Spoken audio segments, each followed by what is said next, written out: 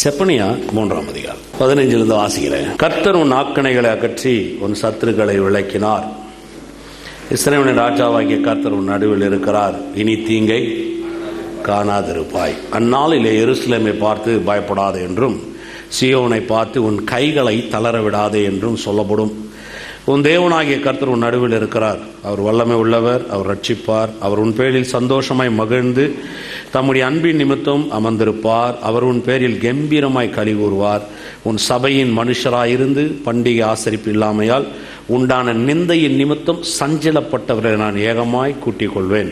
இதோ அக்காலத்திலே உன்னை சிறுமைப்படுத்தின யாவரையும் தண்டிப்பேன்.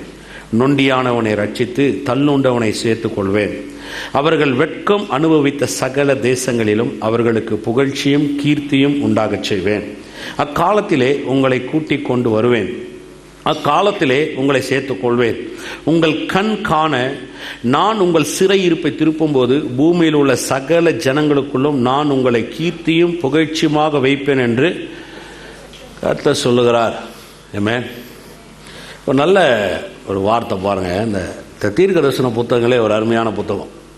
நிறைய பேர் இந்த தீர்க்க தரிசன புத்தகம் படிக்கும் போது அதில் இருக்கிற வார்த்தைகளை கொஞ்சம் புரிஞ்சுக்கிறது கஷ்டமாக தெரியும். அதாவது இந்த சிறையிருப்பு, இந்த பிரச்சனை, இந்த பாபிலோன், சில வார்த்தைகளை எழுப்பி பேசுறது, எசேக்கியேல், தானியேல், இதெல்லாம் சில நேரத்தில் நமக்கு ஒரு மறைமுகமாக சொல்லப்பட்டிருக்கும். ஆனால் ரொம்ப அருமையான புத்தகம். என்ன அப்படின்னா, தேவன் அந்த ஜனங்களுக்கு என்னெல்லாம் செய்ய போகிறான்றது தான் அந்த மக்களோட பேசுகிறார். அந்த காலத்தில் இந்த தீர்க்கதரிசிகளை எழுப்பினார். இதில் ரொம்ப முக்கியமான காரியங்களை இவர்கள் மூலமாக தான் அந்த ஜனங்களுக்கு அதை பகிர்ந்து கொண்டார். அதனால் இந்த ஜனங்க ஒரு தத்தளிப்பில் இருந்தாங்க பாருங்க. பிரச்சனை சூழ்நிலைகள் மத்தியில், நெருக்கத்தின் மத்தியில், எதிரிகள் மத்தியில் ஒரு ஆக்கினை தீர்ப்பு உணர்வு. கடவுள் நம்மளை கைவிட்டுருவாரா, நம்ம நரகத்துக்கு போயிடுவோமா, நமக்கு நிச்சயம் மீட்பு இருக்காதா, இதெல்லாம் உள்ளே இருந்தது பாருங்கள். இன்னைக்கு கூட நீங்கள் உலகத்தில் போய் இந்த மதத்தை நம்புற ஆட்கள்லாம் பேசி பாருங்கள். கிறிஸ்தவம் என்பது ஒரு மதம் அல்ல. ஆனால் அந்த மதத்தை நம்புற ஆட்கள்லாம் பேசி பாருங்கள், அவங்களுக்கு இந்த பயம் இருக்கும். நம்ம போய் சேருவோமா, நம்ம சேர மாட்டோமா, கடவுளை கை விட்டுருவாரா, நம்ம என்ன ஆகும் அப்படின்னு கிறிஸ்துவத்திலே மதமாக இருக்கிற ஆட்கள்கிட்ட பேசினீங்களா அவங்களுக்கு பயம் இருக்கும். ஆனால் இங்கே கர்த்தர் ஒரு நல்ல இடைப்போடை ஏற்படுத்துகிறார். ஆக்கணைகளை அகற்றி அப்படின்றாரு. முதல்ல ஒரு மனுஷனுக்கு தெரிஞ்சுக்கணும் பாருங்க, தண்டனையில் இருக்கிற ஒரு மனுஷனை கடவுளால் ஆசீர்வதிக்கப்பட முடியாது, அங்கீகரிக்கவும் பட முடியாது. தண்டனைக்கு உட்பட்டு இருந்தால் ஒரு மனுஷனை வழி நடத்தவோ அந்த காரியங்களோ அது ரொம்ப குறைவா இருக்கும் பாருங்க. கர்த்தர் என்ன பண்றாரு, முதல்ல ஒரு நம்பிக்கை தர்றார். ஆக்கணை அப்படின்றத அகற்றுறேன் அப்படின்றார். அதை எடுத்து காமிச்சேன், எப்படி ஆக்கணைகள்லாம் அகற்றுறாருன்றதெல்லாம் நம்ம பார்த்தோம். 2வது வார்த்தையை இன்னைக்கு எடுக்கிறார், உன் சத்துருக்களை விலக்கி. இந்த சத்துருக்களை விலக்கின்றதுனா என்ன அப்படின்றத நம்ம பார்க்க போறோம் பாருங்க. இந்த சத்துருன்ற காரியத்தை நீங்க எடுத்துட்டீங்கன்னா, இந்த பூமியில் இருக்கிற வரையும் நமக்கு சத்துரு இருக்க தான் செய்வான். நீங்கள் அதை தவிர்க்கவே முடியாது. உதாரணத்துக்கு சொல்கிறேன், நம்ம நாடு சுதந்திரம் அடைஞ்சிருச்சா அடையலையா? உங்களெல்லாம் பார்த்தா எனக்கு ரொம்ப சந்தேகமாக இருக்குது. ஒருவேளை இன்னும் வெள்ளைக்காரங்கிட்ட தான் இருக்கிறோமா? சுதந்திரம் அடைஞ்சிருச்சு, ஆனாலும் சத்துரு நமக்கு இருக்கிறான். இன்னைக்கு கூட பாருங்கள், பாகிஸ்தானுக்காரன் நமக்கு பாம்பு போட்டுன்னு தான் இருக்கிறான். சைனாலேருந்து என்னென்னவோ முட்டை வருதான். இதெல்லாம் நீங்களாம் பார்த்துருக்கீங்களா? மனுஷன் வாழக்கூடாது, ஏதாவது பண்ணணும் பாருங்க. கள்ள நோட்டை அடித்து அவன் நாட்டில், கள்ள நோட்டை அடித்து நம்ம நோட்டை அவன் நாட்டில் அடித்து அவன் நாட்டிலேருந்து நம்ம நோட்டில் விநியோகப்படுத்திடுறானா? இதெல்லாம் யாருடைய வேலை? சத்துருடைய வேலை. சத்துரு இருக்கிறானா? சுதந்திரம் தான் வாங்கிட்டோமே, அப்போ எப்படி சத்துரு இருக்கிறான்? சுதந்திரம் வாங்கினா கூட இந்த சத்துரு ஒழிக்க முடியாது. ஏதாவது ஒன்று நம்மளை பண்ணின்னு தான் இருக்கிறான் பாருங்க. ஆனால் ஒரு விஷயம் இருக்குது பாருங்க, இந்த சத்துருவை நம்ம விளக்கினே இருக்கிறோம். உள்ளே வந்தால் அடிச்சு வெளியில் துரத்துறோம். அவன் எதெல்லாம் நம்ம நாட்டில் விநியோகம் பண்ணுறோன்னா அதெல்லாம் நம்ம தடுக்கிறோம், அதுக்கு எதிர்த்து நிற்கிறோம், எல்லாம் பண்ணுறோம் நம்ம. அதே மாதிரி தான் பாருங்க, கர்த்தராகிய இயேசு கிறிஸ்து உங்களை என்னை மீட்டு எடுத்துட்டார். நீங்களும் நானும் ரட்சிக்கப்பட்டோம், நரகத்தை ஜெயிச்சாரெல்லாம் உண்மைதான், சத்தியம் மாறாது. ஆனால் அதே வகையில் சத்துரு இருக்கிறான். எப்போ சத்துரு ஒழிக்கிறார்னா, நம்ம வெளிப்படுத்தின விசேஷத்துக்கு போனோம். அவனை அந்த அக்னி கடலில் கட்டி அந்த சங்கிலியில் போட்டு அவனை ஒழிக்கிற வரையும் அவன் என்ன பண்ண போகிறான்? இருக்க தான் போகிறான். ஏதாவது நம்மளை ஏதாவது கலப்படத்தை பண்ணின்னு தான் இருப்பான்.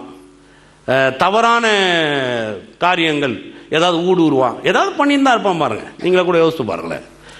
நீங்கள் ஒரு வேலை செய்கிறீங்க, ஒரு இடத்துல நல்லா வேலை செஞ்சுருப்பீங்க, யார் தண்டைக்கும் போக மாட்டீங்க, எந்த பிரச்சனைக்கும் போக மாட்டீங்க. ஆனால் உங்களுக்கு எவனா ஒருத்த எதிரி நிற்பான். உங்களை பார்த்தாவே அவனுக்கு பிடிக்காது, உங்களை பார்த்தாவே ஆகாது. இது அந்த மனுஷங்கிட்ட பிரச்சனை இல்லைங்க, இது பிசாசுடைய பிரச்சனை. இந்த பிசாசு என்ன செய்யறான், மனிதனுக்கு விரோதமா மனிதனையே எழுப்பி விட்டுறான். இந்த மனிதனுடைய எண்ணங்கள் எல்லாமே பிசாசின் எண்ணங்களா மாத்துறான். யோசிச்சு பாருங்க, அந்த பழத்தை சாப்பிடணுன்றது ஏவாள் நினைச்சே பார்க்கல, அவளுக்கு அந்த எண்ணமே கிடையாது. அந்த பழத்தை சாப்பிடணுன்ற எண்ணமே அவளுக்கு கிடையாது. ஆதாமு கொடுக்கணும்னு அவ யோசிச்சு கூட பார்த்தது கிடையாது. அவன் சாப்பிடணும்னு நினைச்சான். அவன் ஏவாளும் ஆதாமும் அந்த பழத்தை என்ன பண்ணும், சாப்பிடணும்னு அவன் நினைச்சான். அதனாலதான் அந்த காரியத்தை அவங்களை செய்ய வச்சான். இன்னைக்கு கூட நீங்க பாருங்களேன், இனி உங்களுக்கு விரோதமும் சில ஆட்கள் எழுப்பி வந்தாங்கன்னா நல்லா நீங்க விளங்கி கொள்ளுங்க, நல்லா புரிஞ்சு கொள்ளுங்க. அவங்க உங்களுக்கு விரோதமா எழும்பல, உங்களுக்கு விரோதமா எழுப்புறதுக்கு ஒருத்தன் வேலை செஞ்சுட்டு இருக்கிறான். பொறாமை, வைத்தறிச்சல், பில்லி சூனிய வைக்கிறது, வேலை கட்டி இந்த வேலையெல்லாம் செஞ்சுன்னு கிடப்பாங்க. பார்த்துருக்கீங்களா?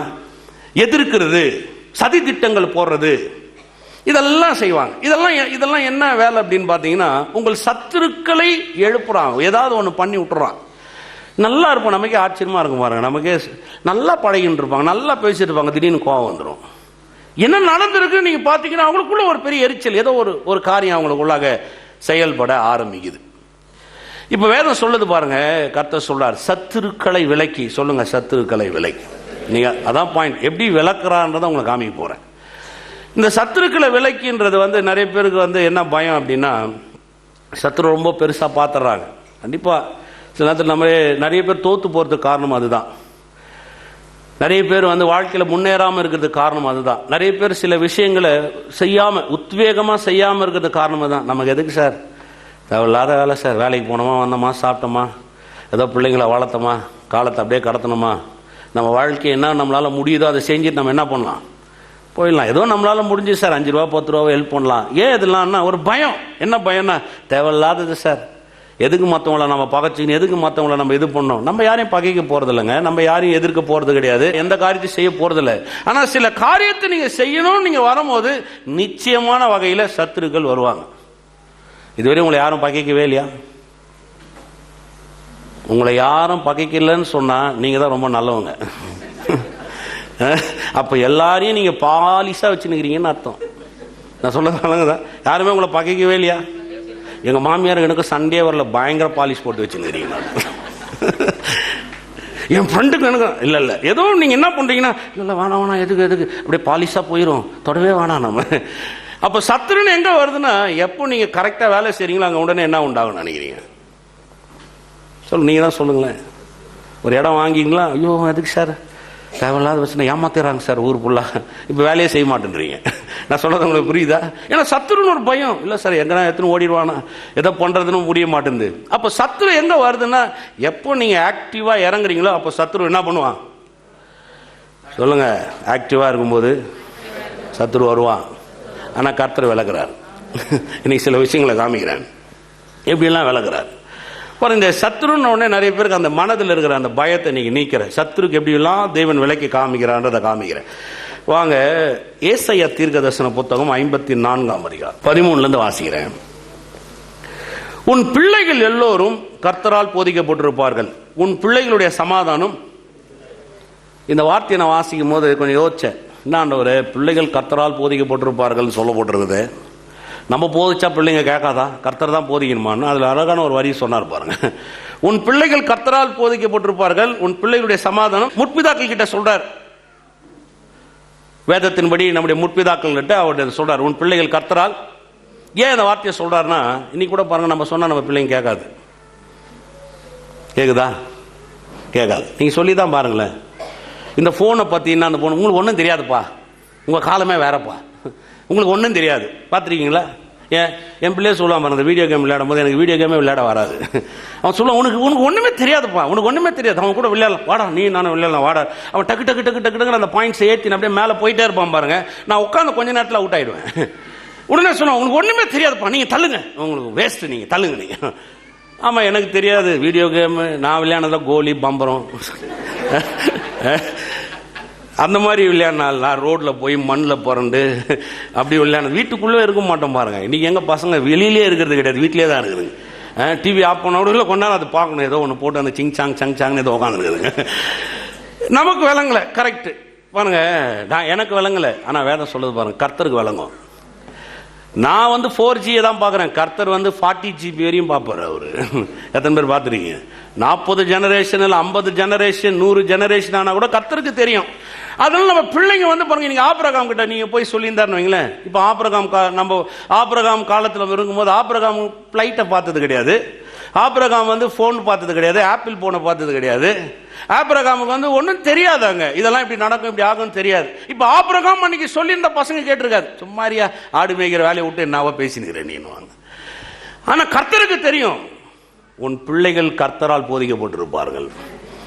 ஒருவேளை நம்ம போதிக்கிறது நம்ம பிள்ளைங்களுக்கு போதிக்க தெரியாமல் கூட இருக்கலாம், அந்த பிள்ளைங்களுடைய டெக்னாலஜி வைஸில் சொல்லி கொடுக்க தெரியாமல் கூட இருக்கலாம். இன்னும் காலங்கள் மாறலாம், நிறைய விஷயங்கள் முன்னேற்றமாக வரலாம், நமக்கு போதிக்க கூட தெரியாமல் இருக்கலாம். ஆனால் நான் சொல்கிறேங்க, கர்த்தர் எல்லா டெக்னாலஜிக்கும் அப்பாற்பட்டவர். அவன் ஆப்பிள் என்னன்னா அவர் ஆரஞ்சுன்னு வர அவருக்கு தெரியும் எல்லாமே. எத்தனை பேர் விசுவாசிக்கிறீங்க? இல்லை இல்லை, இது உங்களுக்கு தெரியாது, உனக்கு தெரியாது, எனக்கு எல்லாம் தெரியும். ஏமே எத்தனை பேர் விசுவாசிக்கிறீங்க? நம்புறீங்களா கர்த்தரால் நம்ம பிள்ளைங்க போதிக்க போடுவாங்கன்னு? அதனால சொல்கிறேன் பாருங்க, சில நேரத்தில் ஒரு சிலருக்கு அந்த பயம் இருக்கும், காலம் இப்போவே இந்த மாதிரி இருக்குது, இன்னும் வர காலத்துலலாம் எப்படி இருக்குமோ. காலம் எப்படின்னா இருந்துன்னு போட்டோம், கர்த்தர் எல்லா காலத்துக்கும் அப்பாற்பட்டவர். அவ்வளோ எத்தனை பேர் விசுவாசிக்கிறீங்க? அவனுக்கு ஏற்ற மாதிரி சொல்லிக் கொடுக்க அவர் வல்லவராக இருக்கிறார். அதனால தான் அதை சொல்றார், உன் பிள்ளைகள் கர்த்தரால் உன் பிள்ளைகளுடைய சமாதானம் பெரிதா இருக்கும், நீதியினால் ஸ்திரப்படுவாய், கொடுமைக்கு தூரமாவாய், பயம் இல்லாதிருப்பாய், திகிலுக்கு தூரமாவாய், அது உன்னை அணுகுவதில்லை. இதோ உனக்கு விரோதமாய் கூட்டம் கூடினால் அது என்னால கூடுகிற கூட்டம் அல்ல, அவர்களுக்கு உன் விரோதமாய் கூடுகிறார்களோ அவர்கள் உன் பட்சத்தில். ஒரு விஷயத்தை நல்லா சொல்லித்தராரு. இதெல்லாம் சில நேரத்தில் படிக்கும் போது நம்ம யோசிப்போம், இதில் என்ன அடங்கி இருக்குது. நம்ம விரோதமாக ஒருத்தர் கூடுறாங்கன்னு வைங்களேன், ஒரு 5 பேரோ 10 பேரோ உங்களுக்கு விரோதமாக எழுது ஏதோ பேசினுக்கிறாங்க, உங்கள் குடும்ப கதை, உங்கள் பொண்ணு கதை, ஏதோ உங்களுடைய வீட்டுக்காரை பற்றி, ஏதோ உங்கள் பொருளாதாரத்தை பற்றி கூட்டம் கூட்டி பேசுகிறாங்கன்னு வைங்களேன். உடனே நீங்கள் என்ன பண்ணுவீங்க? நீங்கள் 5 பேர் அவன் கூட்டான்னு நீங்கள் ஒரு 6 பேரையாவது சேர்த்துக்க மாட்டீங்களா? எனக்கு தெரியாதா, நான் பார்த்துக்கிறேன். அப்போ உடனே நம்ம என்ன இறங்குவோம் அப்படின்னு பார்த்தீங்கன்னா, அவன் கூட்டத்துக்கு அகேன்ஸ்டா இன்னொரு கூட்டத்தை நம்ம என்ன பண்ணுவோம்? இப்போ நீங்களே கூட பாருங்களேன், அவனுக்கு ஒரு 10 பேர் இருந்தால் நமக்கு ஒரு 10 பேர் இருக்க மாட்டாங்களா? 10 பேரை விட்டுருங்க, அவனுக்கு ஒரு 10 பேர் இருந்தால் நமக்கு ஒரு 5 பேராவது கிடைக்க மாட்டானா? சொல்லுங்க, கிடைப்பானா? கிடைக்க மாட்டானா? கிடைப்பான். ஆனால் இங்கே கர்த்தர் என்ன சொல்றாரு பாருங்க, உனக்கு விரோதமாக ஒரு கூட்டம் கூடுதா, அது என்னால கூடுற கூட்டம் அல்ல அப்படின்ட்டு அப்படியே விட்டுல. அவர் ஒரு விஷயத்தை சொல்றாரு பாருங்க, எவர்கள் உனக்கு விரோதமாய் கூடுகிறார்களோ அவர்கள் உன் பட்சத்தில் வருவார்கள். இங்கதான் நம்ம நல்ல மனசை மாத்திக்கணும். என்னன்னா, உங்களுக்கு விரோதமா ஒரு கூட்டம் கூடுது, ஒரு சத்துரு நல்லா எழுந்துக்கிறான், எல்லாத்தையும் பண்றான்னு வைங்களேன். இப்போ அதை ஜெயிக்கணும். எப்படி அதை ஜெயிக்கிறதுனா, கர்த்தர் என்ன பண்றாரு, இன்னொரு விரோதமான கூட்டத்தை எழுப்பி உள்ள. சரி, நீ அவங்களுக்காக கூப்பிடுறியா பிசாசே, நீ ஒரு பெரிய கூட்டத்தை ஏற்படுத்தி அந்த ஜனங்களுக்கு விரோதமா நீ பண்றியா, நான் உடனே வா, நம்மளாம் நீதிவான், நம்ம ஒரு கூட்டத்தை கூட்டுவோம் சொல்லி இன்னொரு கூட்டத்தை கர்த்தர் கூட்டல. கர்த்தர் என்ன பண்றாரு, அவன் எந்த கூட்டத்தை கூட்டுறானோ அந்த கூட்டத்துக்கே உங்களை தலைவனா மாத்திடுறாரு. இந்த மாதிரி எங்கன்னா பாத்துறீங்களா? அவர்கள் உன் பட்சத்தில் வருவார்கள். என்ன, உங்ககிட்ட தான் வரணும், நீங்க தான் அவங்களுக்கு உன்னுடைய தயவு அவங்களுக்கு கிடைக்கணும், உன்னுடைய ஆறுதல் அவங்களுக்கு கிடைக்கணும், நீ தான் அவங்கள பராமரிக்கணும். அந்த அளவு கர்த்தர் உங்களை மாத்திடுவார். எத்தனை பேர் விளங்குது? இப்ப அவன் கூட்டம் கூட்டினா நம்ம என்ன பண்ணக்கூடாது? சொல்லுங்க, நம்ம என்ன பண்ணக்கூடாதுங்க? சபையில் கூட சில நேரத்தில் இதெல்லாம் உண்டாங்க பாருங்க, கூட்டமாக இருப்பாங்க. அதனால தான் இங்கே எந்த கூட்டத்தையும் நான் வச்சுக்கிறது கிடையாது. 3 கதவு வச்சிட்டேன். அதனால தான் பாய் பாய் காட் பிளஸ் இன்னொன்னே எல்லாரும் வீட்டில் போய் பிரியாணி சாப்பிட்டு நல்லா தூங்கிட்டு அடுத்த நாள் காலைல வந்துடணும். ஞாயிற்றுக்கிழமை வந்தால் போதும். எத்தனை பேர் விசுவாசிக்கிறீங்க? இந்த கூட்டம் கூட்டுற விஷயம் பாருங்க, சபையில் கூட நிறைய இருக்கும். பார்த்துறீங்களா?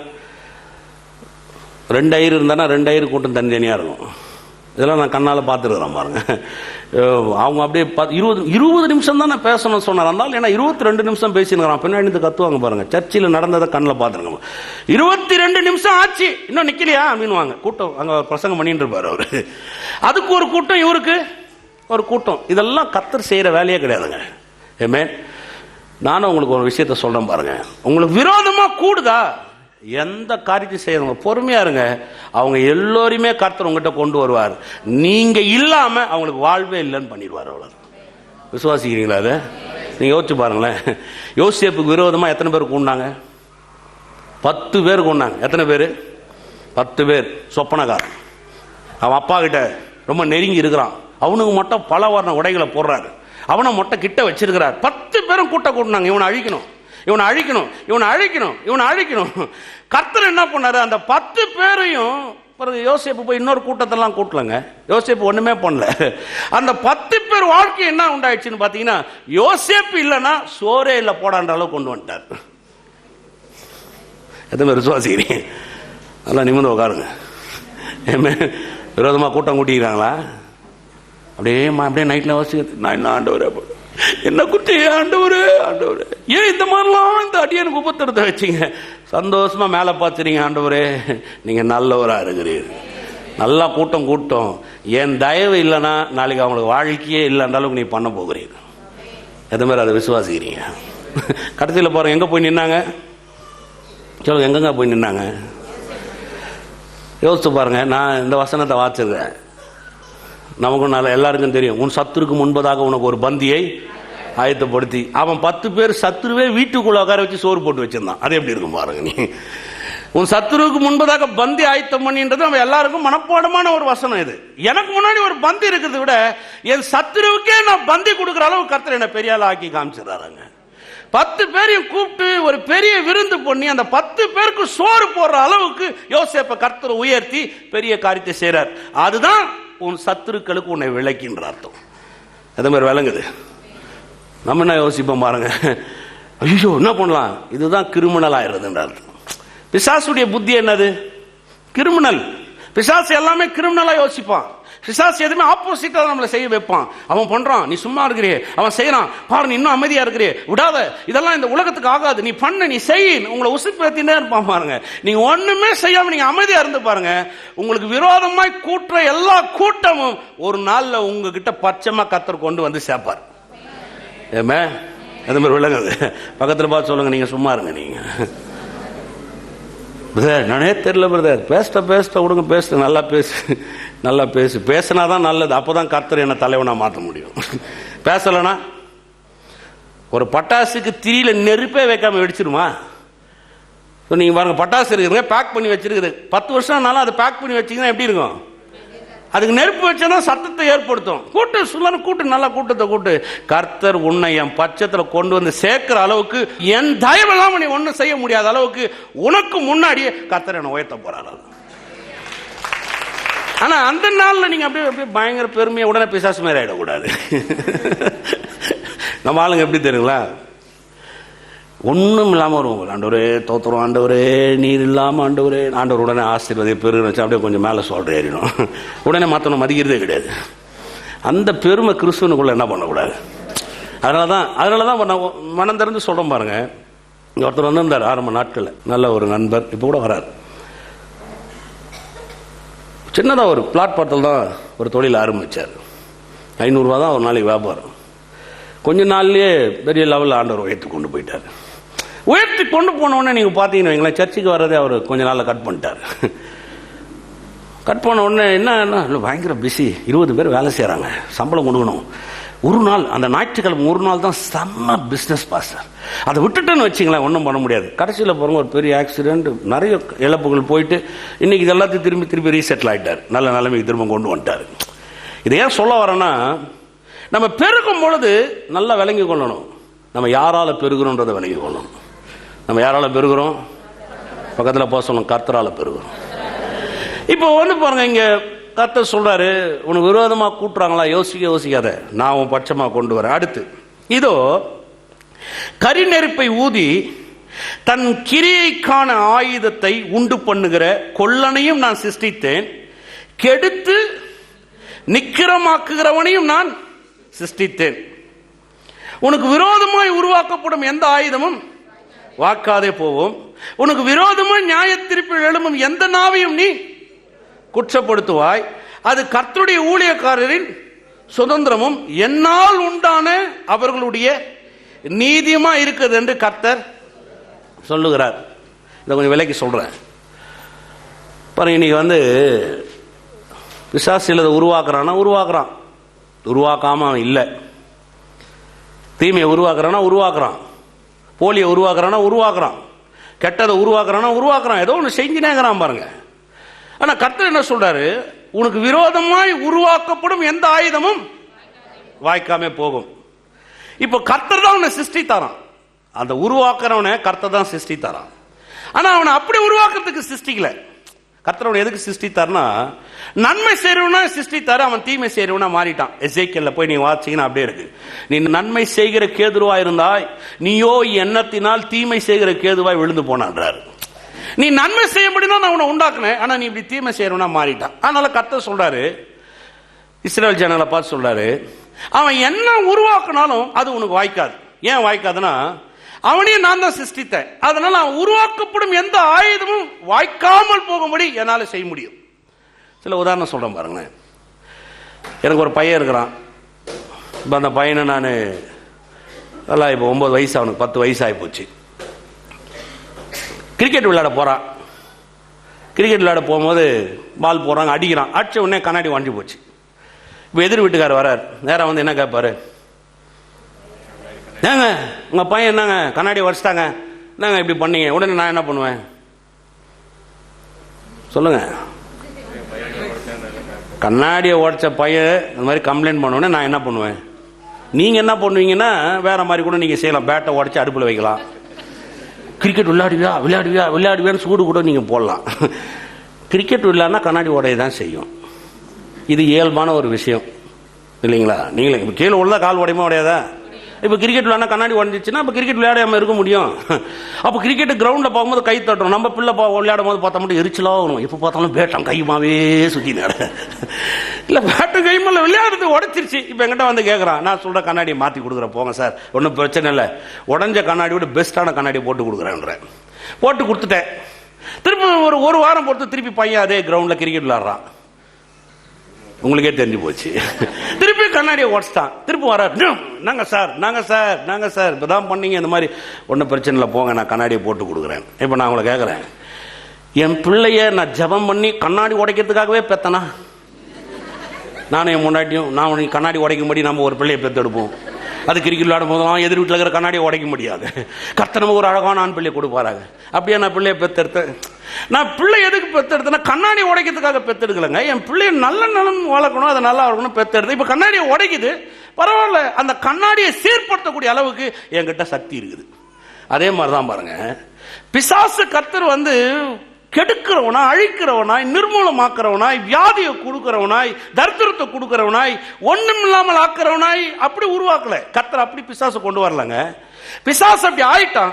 ஆனா கர்த்தர் என்ன பண்றாரு, நீ அப்படிலாம் செய், அதை எல்லாத்தையும் நான் சீராக்கினே வரேன்றாரு கர்த்தர். எத்தனை பேர் விசுவாசிக்கிறீங்க? விசுவாசிக்க மட்டும் ஒரு அழிவு. அப்ப அவன் என்னெல்லாம் கெடுக்கிறானோ கர்த்தர் அதெல்லாம் என்ன பண்றாருங்க, மாத்தி கொடுக்குறாரு. ஏமே எத்தனை பேர் விசுவாசிக்கிறீங்க? அப்போ கெடுக்கிறவன் பெரியவனா, மாத்துறவர் பெரியவரா? இப்ப நான் சொல்றேன், அவன் ஆயுதத்தை உருவாக்குறான். உதாரணத்துக்கு பாருங்களேன், நம்ம நாட்டை கூட நீங்க எடுத்துங்க. வெளிநாட்டுல இருந்து அணு ஆயுதங்கள்லாம் நம்ம வாங்குறோம். நட்புறவு நாட்டுக்கிட்ட தான் நம்ம ஆயுதங்களை நிறைய வாங்குவாங்க. ஏன்னு கேட்டீங்கன்னா, நாளைக்கு அந்த ஆயுதத்தை பத்தி டீட்டெயில்ஸ் அவங்க வச்சிருப்பாங்க. இப்போ ரஷ்யா கிட்ட இருந்து நம்ம ஒரு போர் கப்பல் வாங்குறோம் அப்படின்னு வைங்களேன். இப்போ ரஷ்யா கிட்ட நான் ஒரு போர் கப்பல் வாங்குறேன், நான் ரஷ்யா கிட்ட எதிராக சண்டைக்கு போறேன். உடனே அந்த ரஷ்யா என்ன பண்ணும்? நீங்களே சொல்லுங்க, என்ன பண்ணும்? ஐயோ எவ்வளவு பெரிய கப்பல் எத்தனை வரீங்களே, எங்கிட்டயே கப்பலை வாங்கி எம்எல்ஏ ஏத்தணுமா, நாட்டுக்கு விரோதமா செய்யணுமா? அவன் யோசிக்கவே மாட்டான். என்ன பண்ணுவான்? உங்க கப்பல் அங்க வரும்போது அதை டம்மி ஆக்கி காமிச்சிருவான். ஏன்? அவங்கிட்ட இருந்து தான் நீங்க என்னத்த வாங்கினீங்க? கப்பலை வாங்கினீங்க. இப்ப நான் கேட்கிறேன் பாருங்க, கர்த்தர் தான் இவனுக்கு எல்லாத்தையும் கொடுத்தாரு. இப்ப இவன் அழிக்கிறதுக்கு நமக்கு எதிராக கொண்டு வராரு. இப்ப கர்த்தருக்கு தெரியும் அதை எப்படி வேலை செய்யாம போக வைக்கணும். அந்த மாதிரி வேலைங்குது. ஏமே நம்ம என்ன நினைப்போம், ஆண்டவர் எப்படி நடக்கும்? கர்த்தருக்கு தெரியுங்க. கர்த்தர் எல்லாவற்றையும் மாற்றி போட வல்லவரா இருக்கிறார். எத்தனை பேர் விசுவாசிக்கிறீங்க? அதனாலதான் பாருங்க, கர்த்தரை குறித்து நல்ல விரிவான எண்ணங்களை நம்ம வளர்த்துக்கணும். சில நேரத்தில் நம்ம என்ன நினைக்கிறோம், நம்ம வாழ்க்கை அப்படியே பிசாசு அழிச்சு ஒண்ணுமில்லாமல் ஆக்கிடுவான். நான் என்ன சொல்றேன், ஒண்ணுமில்லாமல் போன ஒரு பூமியை கர்த்தர் ஒழுங்காக்கி காமிச்சாரு. பைபிளை போய் நீங்க எடுத்து வாசிச்சு பாருங்க.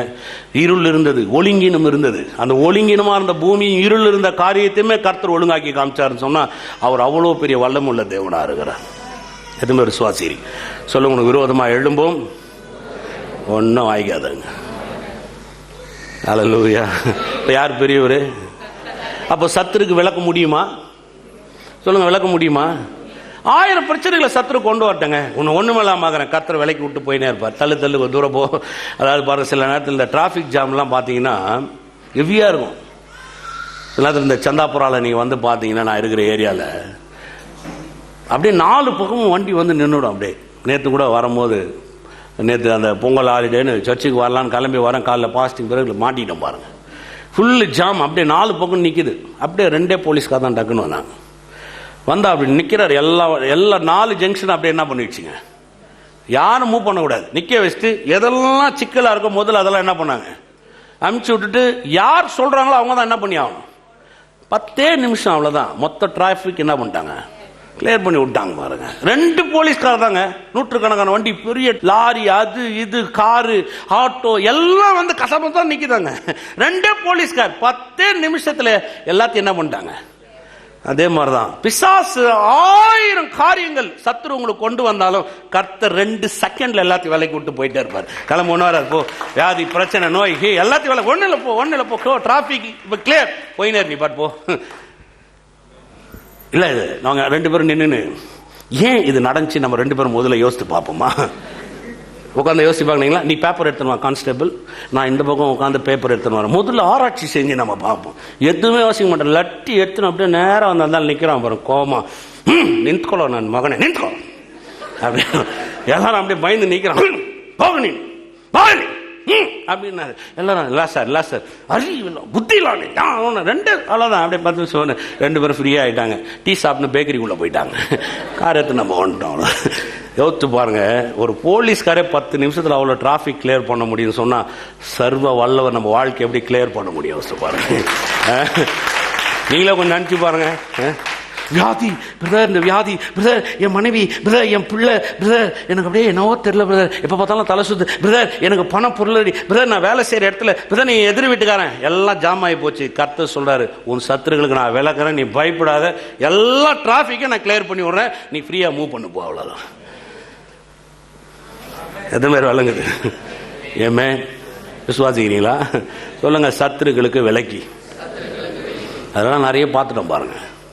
இந்த வால் கட்டுறேன், இந்த பேக் சைடு வால் பாருங்க. சரி, நம்ம கொஞ்ச நாள் ஆயிடுச்சு சர்ச்சை கட்ட போகிறோமேனு காம்பவுண்ட் எழுப்பிட்டேன். நான் கொஞ்சம் ஸ்பேஸ் தரல. பக்கத்து வீட்டுக்காரெலாம் வந்து நான் இல்லை, அன்றைக்கி நான் இங்கே வெளியில் போயிட்டு இருந்தேன். இந்த வால் மேஸ்திரி நடத்தின்னு இருக்கிறாரு, நான் இல்லை பாருங்கள். வெளியில் போயிட்டேன். சாயங்காலம் 6 மணி இருக்கும். அப்படியே எனக்கு ஃபோன் வருது, பாஸ்டர் மேஸ்திரி அடிக்கிறாரு. அங்கே ஃபோன் ஆன் பண்ணி லவுட் ஸ்பீக்கரில் வச்சுக்கிறாங்க. கத்துறாங்க எல்லாம், ஒரு 20-30 பேர் வந்து கத்துறாங்க பாருங்க. ஊச்சா அது இது நல்லா கத்துறாங்க. நான் சொன்னேன், ஒன்றும் பண்ணாதீங்க, வேலையை நிற்க வச்சுருங்க, நாளைக்கு காலைல நான் வரேன், யாரும் சண்டை போடாதீங்க, யாரும் ஒன்றும் பண்ணாதீங்க. காலையில் இருந்து குளிச்ச ஒரு ஜெபம் பண்ண, ஆண்டவரே ஞானத்தினால நீங்கள் என்ன நிரப்புங்க, நான் போகிறேன், எனக்கு உதவி செய்யுங்க, நான் யார்கிட்டையும் சண்டை போடக்கூடாது, எந்த காரியத்தை பேசக்கூடாது. நேராக வந்தேன் பாருங்க, யாரும் இல்லை. நேராக வந்து என் கூட இருந்த ஒருத்தரை கூப்பிட்டேன், இந்த மேஸ்திரியை கூப்பிட்டு நேராக போனேன். உங்கள் பிரச்சனை என்ன அப்படின்னு. இல்லை, நீங்கள் செவுறு எழுப்புறீங்க, எனக்கு காற்று வராது. நான் செவுறு எழுப்புனா நான் காற்று வரல, நான் என்ன செய்கிறேன்? நான் சொன்னேன், சரி நான் பக்கத்து வீட்டுக்காரன், நீ இங்கே தான் இருக்க போகிறேன், கொஞ்ச நாள்லாம் இடிச்சு நான் பெருசாக கோயில் கட்ட போகிறேன், இதெல்லாம் கொஞ்ச நாள், அதுக்கப்புறம் இதெல்லாம் டெம்பரவரி, நான் மாற்ற போகிறேன், கண்டிப்பாக மாற்ற போகிறேன். மாற்றும் போது நீ எவ்வளோ அடி விட சொல்கிற? 3 அடி, நான் 6 அடி விட்றேன், உனக்கு எனக்கு பிரச்சனையாக வேணும். என்ன சொல்கிறேன்? சரி சார், இங்கே அவங்க மாத்தாடியதில் நான் ஜகடான்னு அடுத்தா இல்லை. எல்லாரும் 20 பேரும் பாருங்க, இப்படி பேசியிருந்தா நாங்கள் சண்டையே போட்டிருக்க மாட்டோம். நான் கட்டுவேன், நீ ஏன் சொல்ற, ஏன்னா நான் கட்டுவேன், நீ பேசக்கூடாது. இதுக்கு எதுக்கு இந்த சண்டை? கர்த்தர் எப்படி விலைக்கு காமிக்கிறாரு பாருங்க. ஏமே இப்போ எல்லாரும் அந்த ப்ராப்பர்ட்டி மொத்தம் எங்கிட்ட தான் கொண்டு வந்து டாக்குமெண்ட் ஆஃபீஸில் இருக்குது, எல்லாரும் நீயே வாங்கிட்டு எங்கிட்ட கொடுத்துட்டு போயிட்டாங்க. இப்போ காசு யாருமே வெயிட் பண்ணினுக்கிறேன். எல்லாம் நீங்கள் எங்க நின்று பார்க்குற இந்த இதுக்கு பின்னாடி இருக்கிற டோட்டல் ப்ராப்பர்ட்டி இப்போ எங்கிட்ட தான் இருக்குது, டாக்குமெண்ட் என் கையில் இருக்குது, சீக்கிரம் வாங்கிடுவேன்னு நினைக்கிறேன். நீங்க யோசிச்சு பாருங்க, சத்துருக்களை விலக்கி இல்லைங்க, சத்துருக்களை அப்படியே நமக்கு சந்தோஷமா ஆண்டவரே மாத்தி கொடுத்துறாரு. அப்போ உங்களுக்கு விரோதமா ஏதாவது பிரச்சனைகள்லாம் எழுப்பி அது ஏதோ வரும்போது நீங்க அப்படியே தளர்ந்து போயிடாதீங்க. கர்த்தருக்கு தெரியும் அதை எப்படி விலக்கி விடணும், அதை எப்படி சீராக்கணும், அதை எப்படி உங்க அந்த பிரச்சனையிலிருந்து உங்களை காக்கணும், உங்களை காப்பாற்றணும், உங்களை உயர்த்தணும், வழி திறக்கணும், உங்களை ஆசீர்வதிக்கணும், எல்லாமே அவருக்கு தெரியும். அந்த பிரச்சனையிலிருந்து உங்களுக்கு ஒரு பெரிய வழியை கர்த்தர் திறந்து விட்டுருவாரு. சொல்லுவ சத்துருக்கு விளக்குவாரா? நம்ம ஆளுங்க அப்படியே வேற மாதிரி ஜாம் பண்ணுவாங்க தெரியுமா உங்களுக்கு? சபையெல்லாம் அடித்து நொறுக்குறாங்க. ஒரு முறை எனக்கு லெட்டர் வருது, என்னையும் கூப்பிட்றாங்க. சபையெல்லாம் அடித்து நொறுக்குறாங்க, தீக்கரையிடுறாங்க. கிறிஸ்தவங்களாம் ஒன்று சேரும். சரி, நானும் கூப்பிட்டாங்களேன்னு போனேன். அங்கே ஒரே ஜபம், அந்த இனமே இயேசு நாமத்தில் அழியட்டும். அட பாவீங்களா, ஒரு நாள் நான் அந்த இனத்தில் இருந்தேன். இப்படிதான் சொன்னாங்க, அந்த இனமே ஒண்ணுமில்லாம போனோம். கர்த்தர் அப்படியே எகிப்துல அப்படியே கொடுத்த வார்த்தைகள் மடி அவங்க குடும்பங்கள்லாம் வார்த்தைகளால வரணும். அப்படியே பார்வோன் குடும்பத்தை கடவுள் அந்த சங்காரம் பண்ண மாதிரி சங்காரம் பண்ணணும். மோசே கூட அப்படி ஜெபம் பண்ணலங்க. நீங்க போய் பைபிள் எடுத்து வாசிச்சு பாருங்க. மோசே அப்படி ஜெபம் பண்ணவே கிடையாது. பார்வோன் குடும்பம் அழியட்டும், எல்லா இஸ்ரவேல் ஜனங்களும் ஆமென் சொல்லுங்க அப்படிலாம் சொல்லவே கிடையாது. இவங்க அப்படி ஆப்போசிட், அழியணும், ஒண்ணும் இல்லாமல் ஆகணும், நம்மளை அடிக்கிறவங்க யாருன்னு பார்க்கணும், அதெல்லாம் நம்ம வேலை கிடையாது. உன்னை அடிக்கிட்டோம், அமைதியாரு, அடிக்கிறவனே உனக்கு கட்டி கொடுக்குற அளவு கர்த்தர் மாற்றி வைப்பார். ஒரு பாஸ்டர் வந்தார், நல்லா வச்சிருந்தேன் பாஸ்டர், அழகா ஒரு சிமெண்ட் ஷீட்டெல்லாம் போட்டு கஷ்டப்பட்டு வச்சிருந்தேன், எல்லாம் இடிச்சு கொளுத்திட்டாங்க. இப்போ என்ன பண்ணுறதுன்னு தெரியல. நல்ல விஷயம், இப்போ நீ நல்லா மோல்டிங் போட்டு கட்டு. சிமெண்ட் சீட்டை உடைச்சாதான் நீ மோல்டிங்கே போடுவ. நீ இல்லைன்னா நீ கடைசி வரையும் என்ன பண்ணியிருப்ப, சிமெண்ட் சீட்லே கர்த்தருக்கு ஸ்தோத்திரம், அப்படி நாமத்துக்கு மகிமை உண்டாவதாக. அடி எனக்கு இந்த கூடாரத்தை கொடுத்தா இங்கேயே நீ உட்கார்ந்து இருப்ப. இப்போ நீயே சிமெண்ட் சீட்டுக்கு போக மாட்டேன். ஏன், சிமெண்ட் சீட்ல போட்டா என்ன பண்றான், உடைச்சிடறான். அதனால இப்ப நீயே சிமெண்ட் சீட் மென்டாலிட்டியை உனக்கு என்ன பண்ணிடும், மாறிடும். இப்ப நான் சொல்றேன், அவன் சத்துரு இல்லையா, அவன் தான் அவனுக்கு நண்பன். நீ கொஞ்சம் யோசித்து பாருங்களேன். இல்லை நம்ம என்ன பண்ணிருப்போம், சிமெண்ட் சீட் மென்டாலிட்டியிலே போயிருப்போம். ஆமா, சிமெண்ட் சீட் போட்டா உடைச்சிடறாங்க, இப்போ நம்ம எல்லாமே காங்கிரீட்டா போடுவோம். கர்த்தர் அப்படிதான் செய்ய வல்லவரா இருக்கிறார். ஆமென். சில நேரத்தில் எழுவும், அமைதியாக இருக்கணும் பாருங்க. நானே உங்களுக்கு சொல்கிறேன் பாருங்களேன், நல்ல ஆள் பார்க்குறீங்க, திடீர்னு மேலே போட்டுருக்கிற அந்த ஷீட் மழை தோன்னு ஊற்றுது. உடனே என்ன பண்ணுவோம், நீங்கள் தான் சொல்லுங்கள், என்ன பண்ணுவோம்? உடனே யோசிப்போம், உங்களுக்குள்ளே ஒரு மாதிரியே தோணும், என்னடா நல்லா தான் நினச்சி கோவில் திடீர்னு ஒழுகுது, சரி பாஸ்டர் பேசாமல் எல்லாமே சீலிங்காக போடுங்க. நான் சொல்ல விளங்குதா உங்களுக்கு? அப்ப சில நேரத்தில் ஏதோ ஒன்று எழுப்புதுன்னு வரனோட வழியை பார்க்காதீங்க. கர்த்தர் நமக்காக ஒரு பெரிய காரியத்தை ஆயத்தம் பண்ணி வைத்திருக்கிறார் என்று எண்ணி பாருங்க. எத்தனை பேர் விசுவாசிக்கிறீங்க? ஆமென். இன்னும் மேலே போலாம், சில காரியத்தை எடுத்து காமிக்கிறேன் பாருங்க. சத்துருக்களை விலைக்கு சொல்லுங்க, சத்துருக்களை விலை எப்படியெல்லாம் விளக்குறாருன்னு காமிக்கிறேன், வேற ஒன்றும் கிடையாது. சங்கீதம் 89:17, நீரே அவர்கள் பலத்தின் மகிமையா இருக்கிறீர், உம்முடைய தயவுனால் எங்கள் கொம்பு உயரும். ரெண்டு வார்த்தைகளை பயன்படுத்துறாரு. அந்த முதலாவது வார்த்தையை நான் முதல்ல சொல்ல விரும்புறேன். நீரே அவர்கள் பலத்தின் மகிமையா இருக்கிறீர். நல்ல காரியத்தை காட்டுறாரு பாருங்க. பலத்தின் மகிமை சொல்லுங்க, பலத்தின் மகிமை. பலம்னா என்ன, மகிமைனா என்ன? எல்லாம் கொஞ்சம் யோசிச்சு பார்க்கணும். உட்காந்து எப்போ பார்த்தாலும் வீட்டில் சாப்பிட்டுட்டு தூங்கினே ஏஞ்சிட்டு எப்படியோ காலையில் பைபிள் ஒரு வசனத்தை படிச்சுட்டு அப்படியே இருக்கக்கூடாது. அந்த வார்த்தைகளை பிரித்து பார்க்கணும். பலம்னா என்ன, மகிமைனா என்ன? பாருங்க, பலத்துக்கும் மகிமைக்கு என்ன வித்தியாசம் சொல்றேன். இப்போ என் மனைவி எடுத்துங்க. என் மனைவிக்கு ஏதோ ஒரு பிரச்சனை, இல்லை ஏதோ ஒரு காரியம் உடம்பு சரியில்லாத போச்சு, இல்லை ஏதோ ஒரு காரியம் நடக்குதுன்னு. இப்போ நான் கணவன், இப்போ நான் என்ன பண்ணுறேன், ஏதோ யோசிக்காதம்மா, எல்லாம் சரியாகிடும், சரி பண்ணிடுறேன். இப்போ நான் என்ன பண்ணுறேன், அந்த முழு பிரச்சனையை கையில் எடுக்கிறேன். கையில் எடுத்து என்னுடைய முழு பலத்தை என்னெல்லாம் பண்ண முடியுமோ பண்ணி அதை சரியாக்கி காமிக்கிறேன். பலன் யாருது? எந்து. சுகம் யாருது? அவங்களது. மகிமை யாருது? அவங்களது.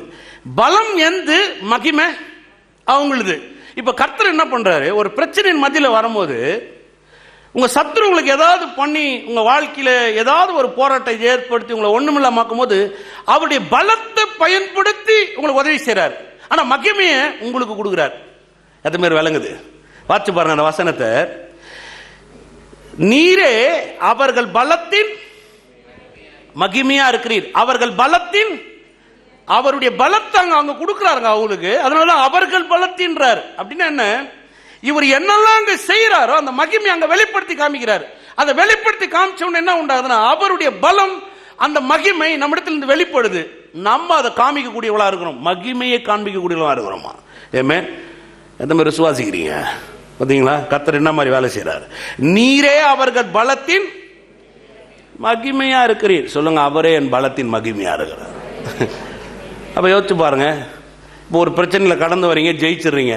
கர்த்தரை யாரும் பார்க்க போறதில்ல, உங்களை பார்ப்பாங்க. பிரதர் சூப்பர் ஆகிட்டார் பிரதர், பிரதர் பிஸ்னஸ் நல்லா ஆயிடுச்சு பிரதர், பிரதர் அவங்க குடும்பம் நல்லா வந்துடுச்சு பிரதர், பிரதர் பையன் சூப்பராக வேலைக்கு போய் சேர்ந்துட்டான் பிரதர், பிரதர் கல்யாணம் ஆயிடுச்சு பிரதர், பிரதர் நல்லா வாழ்றாங்க பிரதர். இதெல்லாம் எங்கேருந்து வருது? யாருது இதெல்லாம்? மகிமை யார்கிட்ட இருந்து வெளிப்படுது? உங்ககிட்ட இருந்து வெளிப்படுது. பலம் அவருது, மகிமை நீங்க தான். எந்த மாதிரி விசுவாசிக்கிறீங்க சொல்லுங்க? அவரே என் பலத்தின் மகிமையா இருக்கிறார். விசுவாசிக்கிறீங்களா? ஆமென். எவ்வளவு பெரிய நல்ல வார்த்தை பாருங்க. அவர் தான், அவருடைய பலமே நமக்கு என்ன பண்ணுதான்? மகிமையா எடுத்து காமிங்க. ரெண்டாவது வார்த்தை எடுக்கிறதுல, உம்முடைய தயவுனால் எங்கள் கொம்பு, இதுன்னு சூப்பர் பாருங்க. உம்முடைய தயவுனால் எங்கள் கொம்பு உயரும். இது என்ன பண்றாரு? இந்த தயவு கிருபை இந்த ரெண்டு வார்த்தையும் இந்த எபிரேய பதத்தில் நீ போய் வாசிங்கன்னா ரெண்டு ஒரே வார்த்தையை தான் பயன்படுத்துறாங்க, தயவு கிருபைன்றது. இங்க என்ன செய்யறாரு? தயவுன்றது கிருபை, அதான் கிருபையும் தயவும் ஒரே வார்த்தை. இந்த கிருபை என்ன பண்றாரு? நம்ம வாழ்க்கையில பெருக பண்றாரு. இதை பெருக பண்ணி உங்க கொம்பை உயர்த்துறார். கிருபைன்றது அளவுக்கு உட்பட்டது அல்ல. கிருபைன்றது லிமிட் கிடையாதுங்க. கிருபைன்றது இவ்வளவுதான் அப்படின்னு நீங்க சொல்லவே முடியாது. அளவில்லாதது அவருடைய கிருபை. அதனாலதான் அந்த வார்த்தையை சொல்றார், மலைகள் விளங்கினாலும் பர்வதங்கள் நிலை பெயர்ந்தாலும் என் கிருபை உன்னை விட்டு விலகாமலும். மலையே பெயர்ந்து போலாம், பர்வதங்களே நெயர்ந்து போலாம், என் கிருபை உன்னை விட்டு. அப்ப கிருபைன்றது ஒரு லிமிட் கிடையாது. கிருபைன்றது என்ன? அன்லிமிட். ஒவ்வொரு மனுஷன் வாழ்க்கையில கர்த்தர் எவ்வளவு வேணாலும் கிரியை செய்யலாம். எத்தனை பேர் விசுவாசிக்கிறீங்க? அதான் அவருடைய கிருபை. உங்களை கொண்டு இந்த உலகத்துக்கே உங்களை ஒரு பெரிய ராஜாவா மாத்தலாம். எத்தனை பேர் விசுவாசி? நீங்க உதாரணம் தாவீதை எடுத்துங்களேன். ஆடு மேய்க்கிறவனை கொண்டு போய் ராஜாவாக்கினார். எப்படி ஆக்க முடியும்? அதுதான் அவருடைய கிருபை.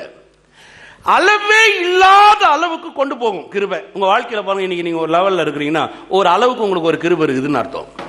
இன்னைக்கு நான் இங்க இருக்கிறேன், இந்த லெவல்ல இருக்கிறேன்னு சொன்னா எனக்கு ஒரு அளவுக்கு கிருபை இருக்குன்னு அர்த்தம். இப்ப என் வாழ்க்கையில நான் இன்னும் வாழ்க்கையில பெருகலாம்.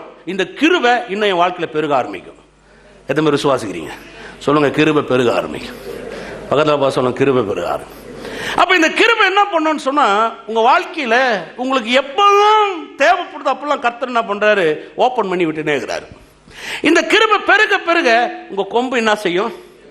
உயர ஆரம்பிக்கும். இப்போ வாங்க அந்த வசனத்தை இந்த வாசிக்க, அதுக்கு இன்னும் கொஞ்சம் விளக்கத்தை சொல்ல பாருங்க. உங்களுடைய தயவுனால் எங்கள் கொம்பு உயரும். இப்ப பாருங்க, பிசாசு வரான், சத்துரு, அதான் அந்த வார்த்தை அப்படியே எடுத்துக்க, சத்துரு வரான். ஏதோ உங்க வாழ்க்கையில நீங்க பெருகாத அளவுக்கு ஏதோ ஒன்று பண்றான். பெருக முடியலன்னு சொல்லனா ஏதோ உங்களை ஒரு லிமிட்டை என்ன பண்றான்? லிமிட் ஆக்குறான். ஒரு வரம்புக்கு உட்பட்டு உங்க வாழ்க்கையை கொண்டு வரான்னு வைங்க. இப்ப கர்த்தர் என்ன பண்றாரு? கிருபையை ஓபன் பண்றாரு. இப்ப கிருபையை ஓபன் பண்ண உடனே அவன் எதை உங்களுக்கு தடையா கொண்டு வரானோ அதுக்கு மேல இந்த கிருபை என்ன செய்யுது? வேலை செய்யுது. இப்போ நீங்க அந்த அவன் கொண்டு வர தடைக்கு மேல இந்த கிருபை என்ன செய்யுது? உங்களை உயர்த்தி கொண்டு போயினே இருக்குது. உங்கள் கொம்பு உயரும். அவன் திருப்பி ஒரு பிரச்சனையை கொண்டு வரான். கர்த்தர் பார்க்கிறாரு, இன்னும் கொஞ்சம் கிருபையை ஓபன் பண்ணி விடுறாரு. அவன் இன்னும் கொஞ்சம் பிரச்சனையை கொண்டு வரான். கர்த்தர் பார்க்கிறாரு, இன்னும் கொஞ்சம் கிருபையை ஓபன் பண்ணி விடுறாரு. அவன் பிரச்சனைன்றது ஒரு லிமிட். கிருபைக்கு வந்து லிமிட்டே கிடையாது. எதை மாதிரி விசுவாசிக்கிறீங்க? உங்க வாழ்க்கையில பிசாசு அல்லது பிசாசு மூலமாய் ஒரு ஜனங்களை எழுப்பி சத்துருக்களை உருவாக்கி உங்களுக்கு எவ்வளவு தடைகளை கொண்டு வந்தாலும் கர்த்தர் அதை எல்லாவற்றுக்கும் மேலாக உங்கள் கொம்பை உயர்த்த வல்லவரா இருக்கிறார். அவர் கிருபை ஓபன் பண்ணினே விட்டுட்டே இருக்கிறார். அவ்வளவுதான். ஆமென். சொல்லுங்க, கிருபை பெருகும், கொம்பு உயரும். விசுவாசிக்கிறீங்களா? இப்ப நம்ம என்ன பண்ணுவோம்? யோசித்து பாருங்க. ஒரு பிரச்சனை வந்துட்டா நம்ம சொல்லுவோம், எதுக்கு வராது? அங்கதான் கர்த்தர் கிருபையை கொடுக்குறாரு. ஏமே கர்த்தர் சொல்லுவாங்களா, பிரதர் அவன் காலை வாரிட்டான், அவன் காலை வாரினா கர்த்தர் கையே உன்னை தேடி இறங்கி வந்துருக்குது. எத்தனை பேர் விசுவாசிக்கிறீங்க? பிரதர் அவன் காலை வாரிட்டான், அவன் காலை தான் பிடிச்சான். ஆனா கர்த்தர் என்ன பிடிச்சாருங்க? என் நீதியின் வலது கரத்தினால் நான் உன்னை. காலம் வாரினவன் பெரிய ஆளா, உங்க கையை பிடிச்சி உங்களை தூக்குறவர் பெரிய ஆளா? நல்லா தான் சொல்லுங்களேன். அப்ப கால வாரினவனை விட கையை பிடிச்சி தூக்கி விடுகிறவர் எவ்வளவு பெரியவரா இருக்கிறார் பாருங்க. அப்ப அவன் என்னதான் குழி தோண்டினே இருந்தா கூட கர்த்தர் என்ன பண்றாரு? அவன் இதை ஒன்னும் பண்றது இல்லைங்க. அவர் கிருபையை மட்டும் ஓபன் பண்ணி விட்டுனே இருக்கிறாரு. உன் கொம்பு என்ன பண்ணினே இருக்குது? உயர்ந்து போயினே இருக்குது. அவன் நோயின்னு கொண்டு வந்தா கர்த்தர் சுகன்ற கிருபையை கட்ட போகிறாரு. அவன் உனக்கு ஒரு மாதிரி எரிச்சல், உன் வாழ்க்கையில் ஒரு டிப்ரெஷனை கொண்டு வந்தா கர்த்தர் கலி கூறுதல கொண்டு வராரு. உன் வாழ்க்கையில் ஒரு நீங்க வளரவே கூடாது பிசாசு எதெல்லாம் யோசிக்கிறானோ கர்த்தர் எல்லாவற்றுக்கும் மேல அவர் கிருபையை அப்படியே அவுத்து விட்டுனே இருக்கிறாரு. ஆமென். இப்போ எது நல்லது? என் சத்துருவை கிட்ட என்னை எப்படி விளக்குறாரு? சத்துருக்களுக்கு விலக்கி சொல்லுங்க, சத்துருக்களுக்கு ஆக்கினைகளை அகற்றி சத்துருக்களுக்கு விலக்கி. அப்போ சத்துரு எனக்கு பெருகும் போது அவர் ஒன்றும் பண்றதில்ல, கிருபையை திறந்து விடுறாரு, என் கொம்பு உயர்ந்துன்னு போயினே இருக்குது. அவங்ககிட்ட என்ன செஞ்சுனே வராரு? விலக்கிட்டே வராரு. அந்த மாதிரி விளங்குது. ஏமே விசுவாசிக்கிறீங்களா? சொல்லுங்க, கிருபை பெருகும், என் கொம்பு உயரும். அப்ப பிசாசு என்ன பண்ண முடியாது? ஒன்றும் பண்ண முடியாது. கிருபை பெற்ற மனிதனை ஒரு பிசாசு தொடுமானால் அல்லது நரகமே எழுத தொடுமானாலும் அது அவமானப்பட்டு போயிடும். ஏன்னா கிருபையை யாராலுமே மேற்கொள்ள முடியாது. எதை மாதிரி விசுவாசிக்கிறீங்க? இயேசு யாருங்க? இயேசு யாரு? கிருபை. வேதம் சொல்லுது பாருங்க, நியாயப்பிரமாணம் மோசையினால் கொடுக்கப்பட்டது, சத்தியமும் கிருபையும் கிறிஸ்து இயேசு மூலமாய் இறங்கி வந்தது. சொல்லுங்க, இறங்கி வந்தது. இப்ப பிசாசு என்ன செய்யணும்? அவரை தொடணும்னு பாக்குறான். நீங்க கொஞ்சம் யோசிச்சு பாருங்க, ஒரு ஊழியத்தெல்லாம் நீங்க பாருங்களேன். எங்கெல்லாம் வந்து அவருக்கு முறுமுறுப்பா வருதோ அங்கெல்லாம் கூட கண்ணு திறக்குது. எங்கெல்லாம் பிசாசு அங்க ஆட்களை எழுப்புறனோ அங்க முடவன் நடந்து போயின்னுக்கிறான்.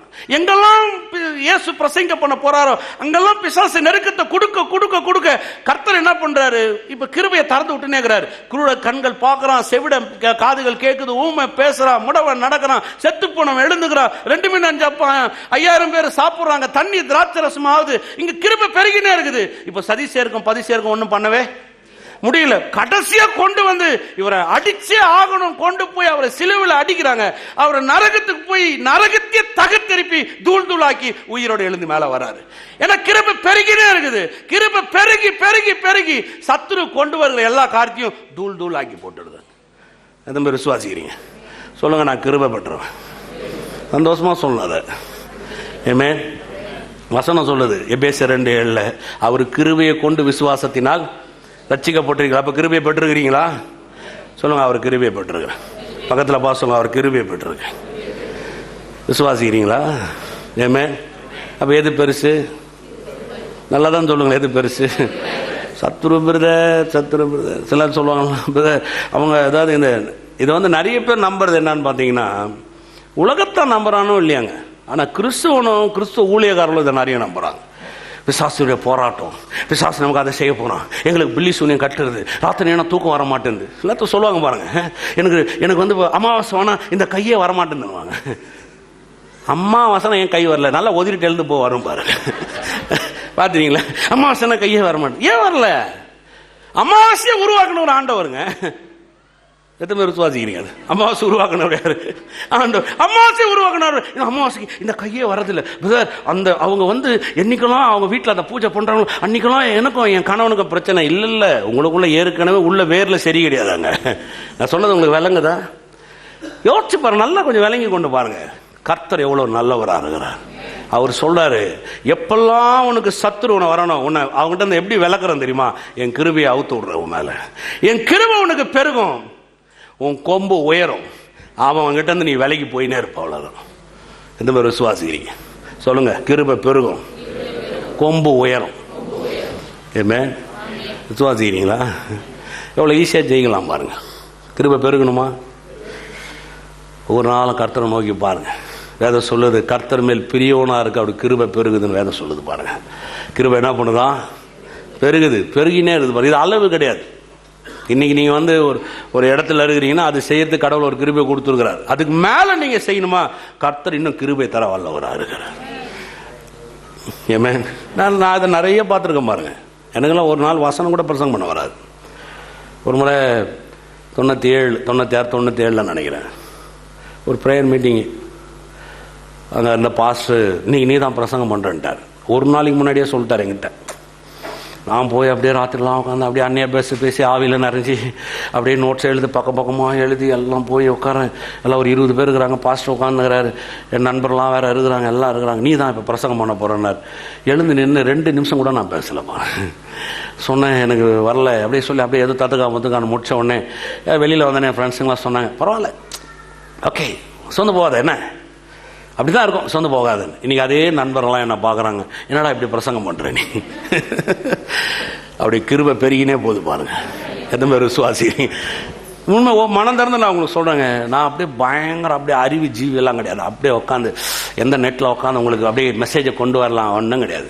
நான் பைபிளை படிப்பேன், அதில் வர்றதை அப்படியே யோசிப்பேன், அதில் இருக்கிறது அப்படியே கற்றுட்டு சொல்லுவேன். ஒரு கிருபையை ஊற்றுங்களேன் இதை பிரசங்கம் பண்ணுறதுக்கு, இதை சொல்கிறதுக்கும் இப்படி கிருபை எனக்கு வேணும், அவ்வளோதான். கர்த்தர் உங்களுக்கு மனம் திறந்து சொல்கிறேன் பாருங்க.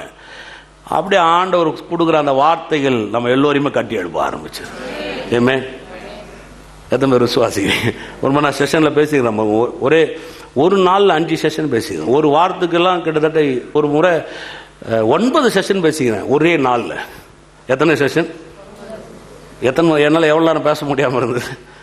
10 நிமிஷம் பேச முடியும். 9 செஷன் பேசியிருக்கிறேன் ஒரு முறை. காலையிலேருந்து ராத்திரி வரையும். காலைல 9 மணிக்கு அந்த சர்வீஸ் போனேன், 10 மணிக்கு கொடுத்தாங்க. அப்படியே வர்ஷிப் மெசேஜ்னு கிட்டத்தட்ட ஒரு 70-80 பாஸ்ட் நினைக்கிறேன். 9 செஷன் பேசியிருக்கிறேன். எப்படி இருக்கும் யோசிச்சு பாருங்க. எனக்கே ஆச்சரியமா இருந்தது. அதான் நினைச்சேன், உங்களுடைய கிருபைக்கு அளவே இல்லை ஆண்டவரே. எதுவுமே விசுவாசிக்கிறீங்க? உங்களுடைய கிருபைக்கு அளவே இல்லை. கர்த்தர் உங்களை உயர்த்தணும்னு மனசு வச்சார்னு வைங்களேன், எவனாலையும் தடுக்க முடியாது.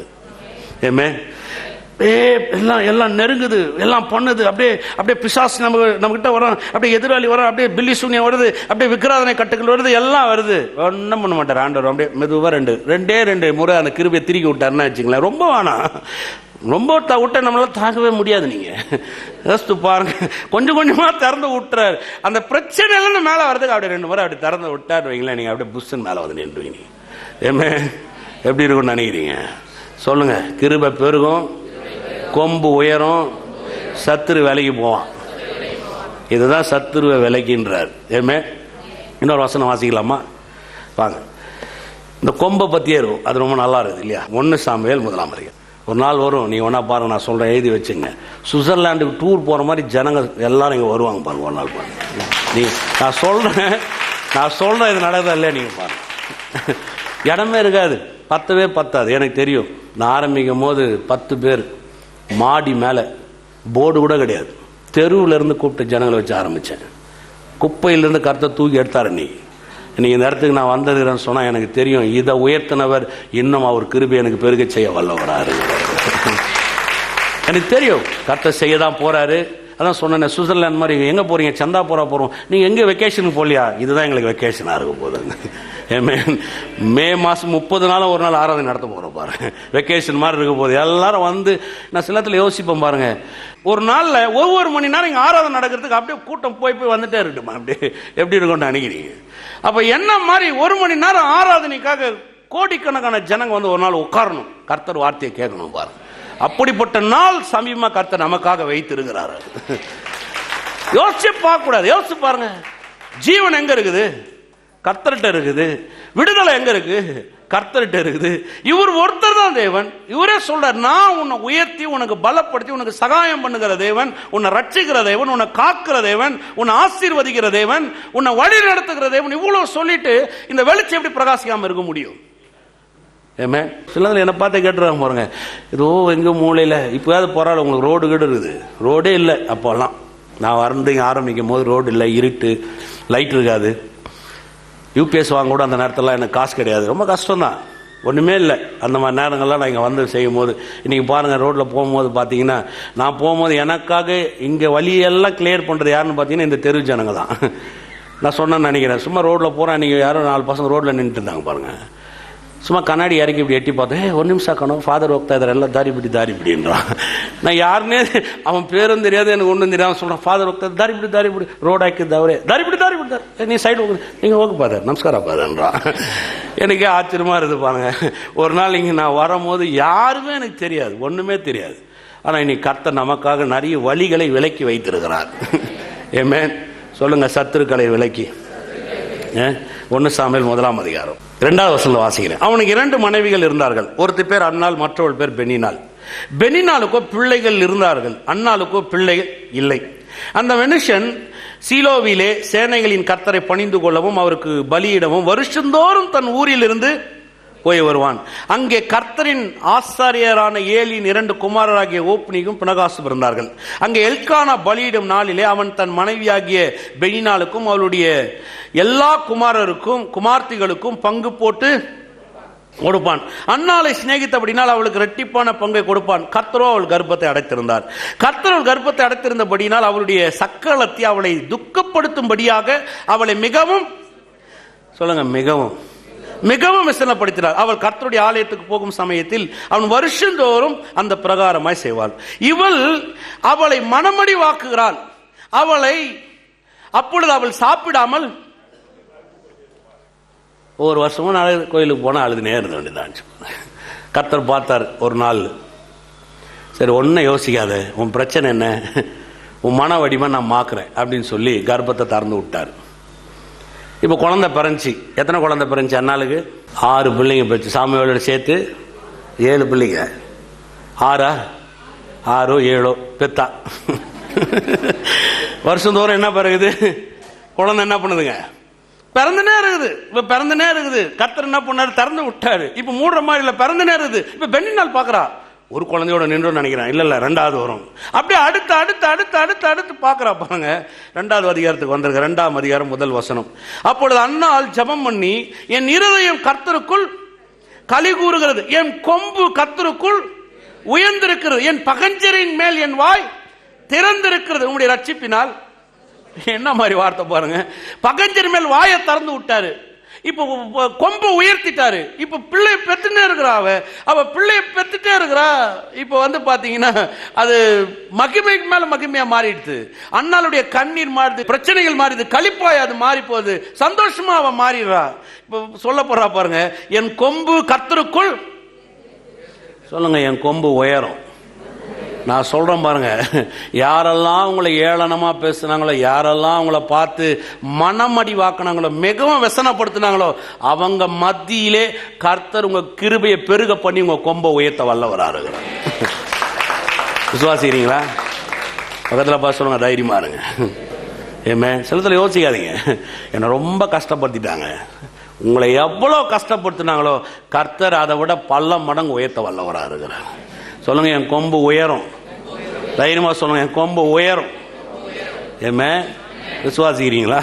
இப்ப நீங்க யோசிச்சு பாருங்க, ஒவ்வொரு வருஷமும் குழந்தை பிறந்தனே இருக்குது. இப்ப வேலை செய்ய வேண்டியது யாருன்னு பாத்தீங்கன்னா அண்ணாள் கிடையாது, பெண்ணினால். கூப்பிடுவா, வா வா, சும்மா அப்படியே நின்னுக்காத, வா இந்த 2 பிள்ளைய கையில வச்சுக்கிறேன், அடுத்த பிரசவத்துக்கு போயிட்டு வரேன். 3வது பிறந்த உடனே அடுத்து. இப்ப பெண்ணினாலுக்கு என்ன பண்றதுன்னே தெரியல. பேசாம வாயை மூடின்னு இருந்துக்கலாம். என் பிள்ளைய உன் பிள்ளையா வளர்த்துக்கணும், உன்னை தத்தாவது எடுத்துக்கணும். அண்ணால் சந்தோஷப்பட்டு, பரவாயில்ல பெண்ணினால் ரொம்ப அன்பு கூர்ந்தாள், அதனால ஒரு பிள்ளையை தத்து எடுத்து வளர்த்தாலும் ஒரு மரியாதையாக இருந்திருக்கும். நீ அவளை व्यसனப்படுத்தி வேதனைப்படுத்தின. கர்த்தர் ஓபன் பண்ணி விட்டாரு. கர்த்தர் ஓபன் பண்ணாரு. இப்ப பாத்தீங்கன்னா அவ பெற்றுட்டே இருக்கிறா. வேதம் சொல்லுகிறது, சாமுவேல் என்று அவனுக்கு பெயரிட்டாள். ஏமே 2 ராஜாக்கள் அபிஷேகம் பண்ணக்கூடிய அளவுக்கு ஒரு பிள்ளையை பெத்தெடுத்தா பாருங்க. சரித்திரமே திரும்பி பார்க்குது. சாதம் நினைக்காதீங்க. சாமுவேல் வரான்னு சொன்னா இஸ்ரவேல் ஜனங்கள்லாம் கிடுகிடுன்னு ஆயிடுவாங்க. ஐயோ என்ன நடக்க போகுது. சவுலை பார்த்து மிரட்டின ஒரே ஆள் சாமுவேல். ஏமே விட்டு போகக்கூடாது. சவுலை பார்த்து மிரட்டினார் சாமுவேல். அவ்வளவு பெரிய ஆள் பாருங்க.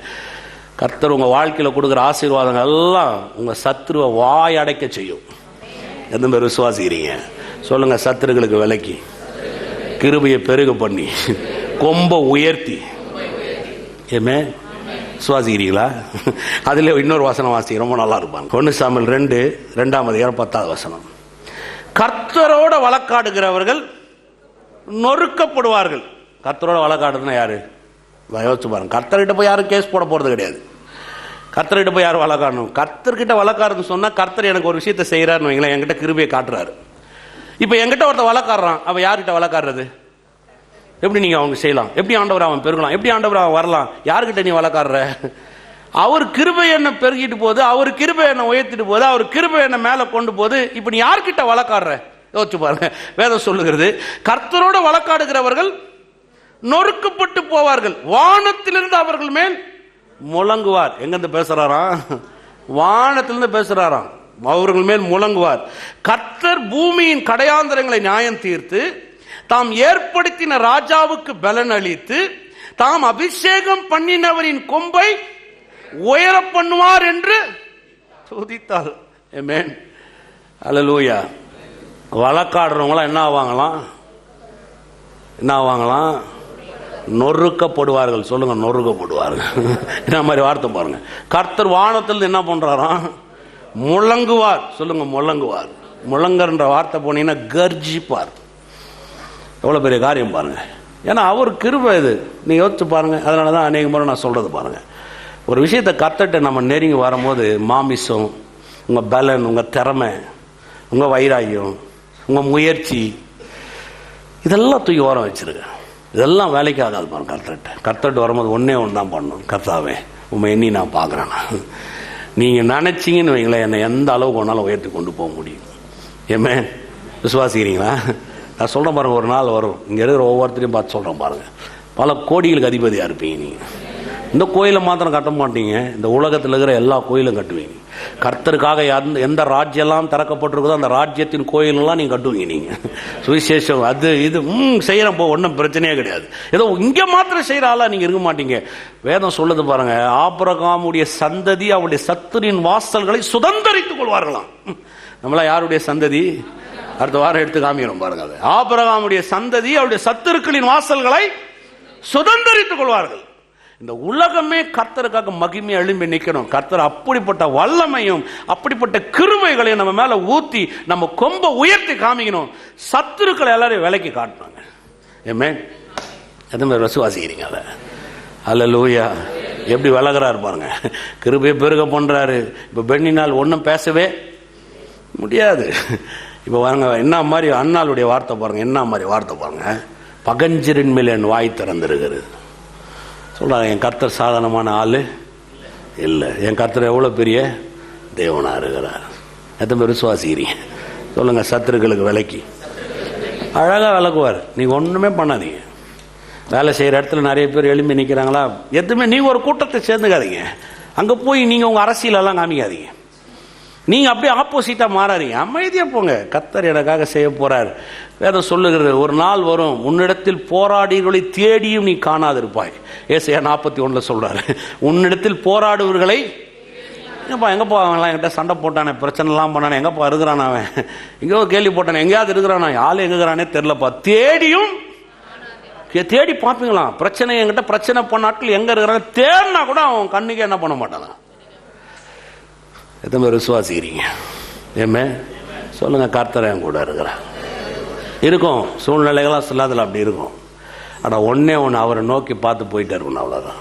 அவர் நித்தியத்தின் தேவன், நம்மளை அழைத்தவர் அவரே, நமக்காக தன் குமாரனை கிருபாதார பலியாக சிலுவையில் தொங்க விட்டவர் அவரே, சத்துருக்களுக்கு விளக்கினவர் அவரே, பிசாஸ் கொண்டு வந்த எல்லா காரியங்களிலிருந்து நம்மளை தப்புவித்தவர் அவரே. அதனாலதான் வேதம் சொல்லுகிறது பாருங்க, அவர் நம்ம ஆசீர்வதிப்பது அதிக நிச்சயம் அல்லவா. ஏமே எத்தனை பேர் விசுவாசிக்கிறீங்க? அல்லேலூயா. பக்கத்தில் பார்த்து சொல்லுங்க, சத்துருக்களை பார்த்து பயப்படாதீங்க. நல்ல சந்தோஷமா சொல்லுங்க. அதை எதை பார்த்தும் பயப்படாதீங்க. என் பிள்ளைக்கு டெக்னாலஜிலாம் மாறி போச்சு, எங்களுக்கு சொல்லி தெரியல. கர்த்தர் உங்க பிள்ளைக்கு சொல்லி கொடுப்பார் போங்க, அவ்வளவுதான். எப்படி எப்படி எப்படி சிலத்தில் அப்படியே அப்படியே அறிவா பேசுவோம். உங்களுக்கு ஒண்ணுமே தெரியாது. எனக்கு ஒண்ணுமே தெரியாதுப்பா, எனக்கு ஒன்றும் தெரியாது. கை கட்டி நான் தான் நின்றுங்க, எனக்கு ஒண்ணுமே தெரியாது சாமி. நீ எல்லாம் தெரியும். கர்த்தர் எங்க சொல்லி தரணும், எப்படி சொல்லி தரணும், அப்படி சொல்லி தர வல்லவரா இருக்கிறார். எத்தனை பேர் விசுவாசிக்கிறீங்க? ஏமே அல்லேலூயா. சந்தோஷமா இருங்க, கர்த்தருக்குள் களி கூறுங்க, அவருடைய கிருபையை பற்றி கொள்ளுங்க. வேதம் சொல்லுது பாருங்க, அவருடைய தயவினால் நம்முடைய கொம்பை உயர்த்துகிறார். திறந்து விடாம இருப்பாரா? யோசிச்சு பாருங்க. ஒரு பிரச்சனையை பார்த்துட்டு நீங்களே கொஞ்சம் யோசிச்சு பாருங்க. உங்க பிரச்சனை உங்க பிள்ளைகளே எடுத்துங்க, வீட்டில் வேற எதுவுமே வேணாம். உதாரணம், உங்க பிள்ளை வந்து ஒரு 4 முறை எழுதுது, ஏதோ தோத்து போகுது, ஏதோ கஷ்டப்படுது, அப்படியே விட்டுருவீங்களா? போ அப்படியே ஓய்ஞ்சு போ, அப்பதான் உனக்கு புத்தி வரும், விட்டுருவீங்களா? விட மாட்டாங்க. ஏதாவது பண்ணி அதை மீண்டும் சீர்படுத்தி அதை ஏதாவது ஒன்று செய்யலாம். அது வாழ்க்கைக்கு, அது எண்ணத்துக்கோ, அதனுடைய எதிர்காலத்துக்கு ஏதோ ஒன்று பண்ணி அவனை மேலே கொண்டு வரும். பல முயற்சிகள் நம்ம எடுப்போம் பாருங்க. நம்மளே அப்படி செய்யறோங்க. வேதம் சொல்லுகிறது, அவர் நல்ல தகப்பன். அவர் ஒண்ணுமே பண்ணல. அவருடைய கிருபை அப்படியே ஓபன் பண்ணி விடுறாரு. அவருடைய கிருபை அவ்வளவு வல்லமை வாய்ந்தது பாருங்க. அவருடைய தயவு அவ்வளவு வல்லமை வாய்ந்தது. அப்படியே கிருபை ஓபன் பண்ணி விட்டுனே இருக்கிறாரு. இது பெருக பெருக பெருக பெருக பெருக இந்த கிருபை பெருக பெருக உங்க கொம்பு அப்படியே உயர்ந்து உயர்ந்து உயர்ந்து போயின்னு இருக்குது. இப்ப சத்துரு என்ன பண்றான்? ஒண்ணுமே இவனை பண்ண முடியாதுன்னு சொல்லிட்டு அமைதியா விளங்கி போறான். இல்லைன்னா உங்க பச்சை நண்பனா மாறிடுறான். அவ்வளவுதான். ஏமே எதுவுமே விசுவாசிக்கிறீங்க? அல்லேலூயா. சொல்லுங்க. கிருபை பெருகும், கொம்பு உயரும், சத்துருக்களை விலக்குவார். ஏமே எதுவுமே சந்தோஷமா இருக்கிறீங்க? கவலையே படக்கூடாது. கவலை வருதா? நான் சொல்கிறேன், ஜபம் கூட பண்ணாதீங்க. கவலை வரும்போது நல்லா சாப்பிட்டு தலைகாணி வச்சு தூங்கிடுவோம். கண்ணீரோடு கர்த்தர்கிட்ட உங்கள் கவலையில் பேசக்கூடாது. கவலை வருதா? நான் ஓப்பனாக சொல்கிறேன், போங்க ஸ்டார் பிரியாணியில் பிரியாணி ஆர்டர் பண்ணுங்க, பிள்ளைக்கும் கொடுங்க, உங்களுக்கும் கொடுங்க. நல்லா சாப்பிட்டு மனைவிகிட்ட சொல்லுங்கள், நல்லா பஞ்சாக இருக்கிற தலைகாணி கொண்டு வா, காலுக்கு ஒன்று கொண்டு வா, ரெண்டுத்தையும் வச்சுட்டு படுத்து என்ன பண்ணுங்க, தூக்கிட்டு காலில் இருந்து சொல்லுங்கள், உங்களுடைய கிருபை பெருகும், என் கொம்பு உயரும், சத்ருவன் எல்லாம் போயிடுவான். அவ்வளோதான். ஏசாயா தீர்க்கதரிசன புத்தகத்தில் 51ஆம் அதிகாரத்தில் போய் அந்த கர்த்தர் ஜனங்களுக்கு சொல்ல ஆற்றுங்கள் தேற்றுங்கள்னு போய் சொல்லி, யுத்தம் நம்ம சொல்லுவோம், யுத்த காலத்தில் நம்ம எப்படி தூக்குறது, நம்ம தூங்கக்கூடாது, கண்ணீர் கூட கர்த்தர்கிட்ட போய் நின்று நம்ம அப்படியே போராடணும். எல்லாம் தூக்கி ஓர வை. நீ போராடாத, உன் மேலே திறந்து விடுற கிருபை போராடும். எந்த மாதிரி விசுவாசிக்கிறீங்க? நீங்கள் போராடினீங்கன்னா டயர்டாகிடுவீங்க. கர்த்தர் அப்படியே ஓப்பன் பண்ணி விட்றாரு பாருங்க. கொஞ்சம் கொஞ்சமாக அவங்க மேலே கிருபையை ஓப்பன் பண்ணி விட விட விட விட அப்படியே உங்கள் கொம்பு உயர்ந்துனே இருக்கும். அப்படியே மேலே போயிட்டே இருப்பீங்க. ஃப்ளைட்டில் போகும்போது பார்த்துறீங்களா, அப்படியே டேக்கப் ஆகினே இருக்கும் பாருங்கள். கொஞ்சம் நேரம் அப்படியே பெண்டாக இருக்கிற மாதிரி அப்படியே போய் போய் போய் போய் போய் போய் போய் மேலே போனோன்னே சொல்லுவாங்க, இப்போ நம்ம 30,000 அடிக்கு மேலே போய்ட்டோம், உங்கள் சீட் பெல்ட்லாம் கழட்டி விட்ருங்கன்னுவாங்க.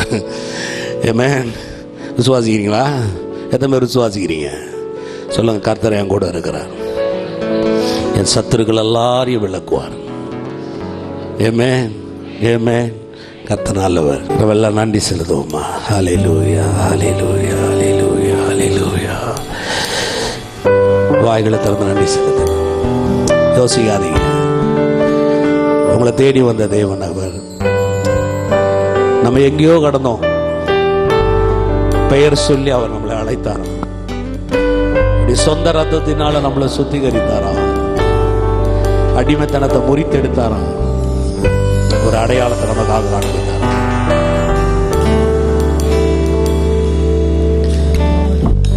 எஜமானனே,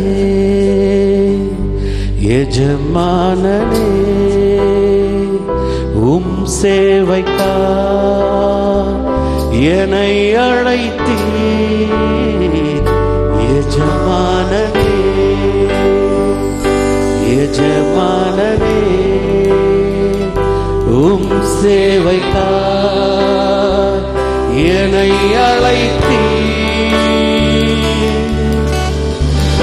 அழியும் என் கைகளை கொண்டு அழியாவும் ராஜ்யம் பெற்ற பைத்தியமான என்னை தெரிந்தெடுத்தீர். அழியும் என் உதடுகள் கொண்டு அழியாவும் வார்த்தையை சொல்ல எத்தனாய் வாழ்ந்த என்னை பிரித்தெடுத்தீர். ஆராதிப்பே அதை எண்ணியே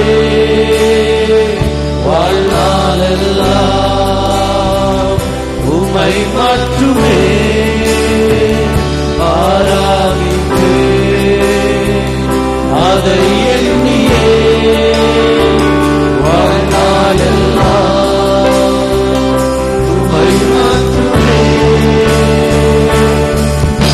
ஆராதிப்பே ஆராதிப்பே இயேசுவே நல்லவரே ஆராதிப்பே கிருபை உள்ளவரே ஆராதிப்பே ஆராதிப்பே ஆராதிப்பே ஆராதிப்பே இல்லென்ன நன்மை கண்டீர் என்னை அழைத்து உயர்த்தி வைத்தீர். என்னில் என்ன நன்மை கண்டீர் என்னை அழைத்து உயர்த்தி வைத்தீர். அழியும் என் கைகளை கொண்டு அழியாவும் ராஜ்யம் பெற்ற பைத்தியமான என்னை தெரிந்தெடுத்தீர். அழியும் என் உதடுகள் கொண்டு அழியாவும் வார்த்தை வார்த்தையை சொல்ல எத்தனாய் வாழ்ந்த என்னை பிரித்தெடுத்தீ. ஆராதிப்பே அதை எண்ணியே வாழ்நாளெல்லாம் உமை மட்டுமே ஆராதிப்பே. அதை எண்ணியே வாழ்நாளெல்லாம் உமை மட்டுமே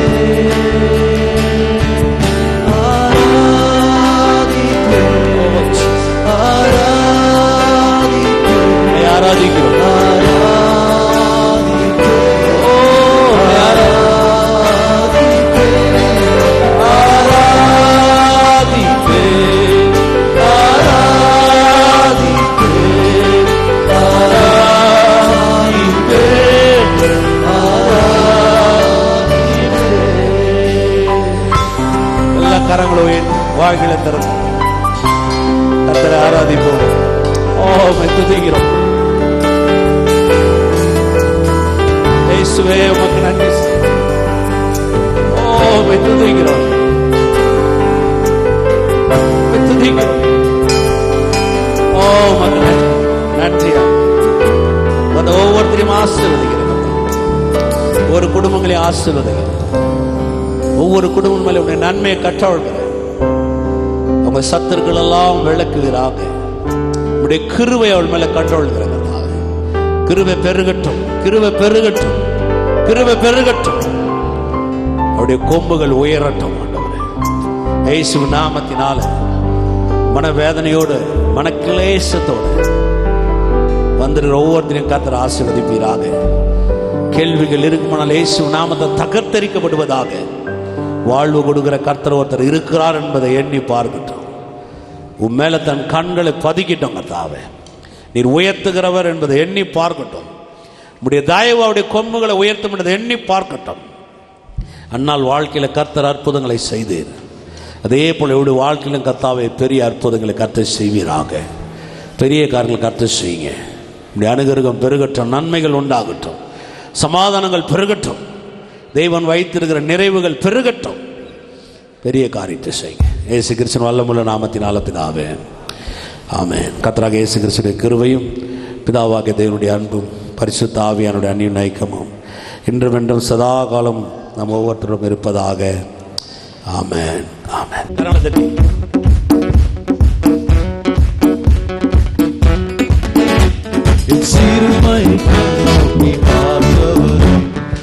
எளிமையில் கை தூக்க வந்தவரே, என் சிறுமையில் கண்ணோக்கி பார்த்தவரே, என் எளிமையில் கை தூக்க வந்தவரே,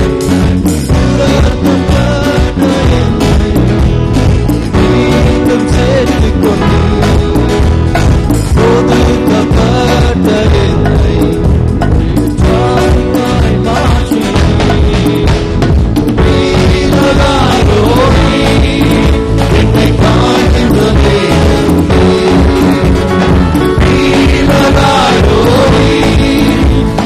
Dream